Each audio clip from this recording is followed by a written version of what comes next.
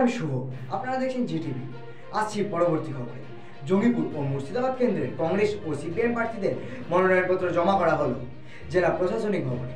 এদিন দলীয় মিছিলের মধ্যে দিয়ে মনোনয়নপত্র জমা দেন জঙ্গিপুর লোকসভা কেন্দ্রের কংগ্রেস প্রার্থী মুর্তাজা হোসেন এবং জঙ্গিপুর লোকসভা কেন্দ্রের সিপিএম প্রার্থী মোহাম্মদ সেলিম।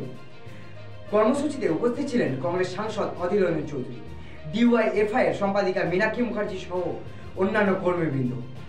মুখ্যমন্ত্রী মমতা বন্দ্যোপাধ্যায়ের সরকারকে রুখতে যৌথ প্রতিক্রিয়া এই দুই দলের। জনজোয়ার শব্দটা তোমরা কেতাবে শুনছিলে, কাগজে শুনছিলে, বিজ্ঞাপনে শুনছিলে।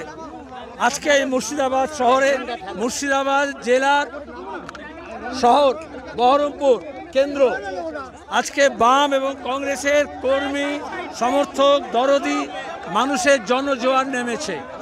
এই উৎসব দেখা যাচ্ছে জঙ্গিপুর কেন্দ্র আর মুর্শিদাবাদ কেন্দ্রে দুই প্রার্থী আমরা নমিনেশন জমা দেব।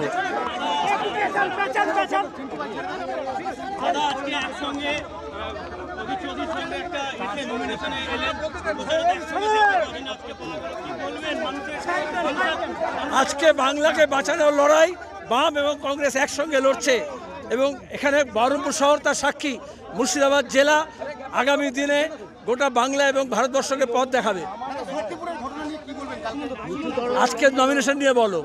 আর শক্তিপুরে কেউ কেউ বিজেপি আর তৃণমূল ধর্মের নাম করে শক্তি প্রদর্শন করছে।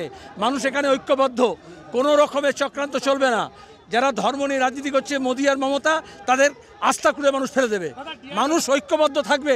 জোর করে দাঙ্গাবাজ দিয়ে দাঙ্গা করানো মমতা মোদি রাজনীতিকে মানুষ পরাস্ত করবে। হ্যাঁ, ডিআইজিকে সরানো হয়েছে। অধীরবাবু অভিযোগ করেছিলেন, আমি অভিযোগ করেছিলাম।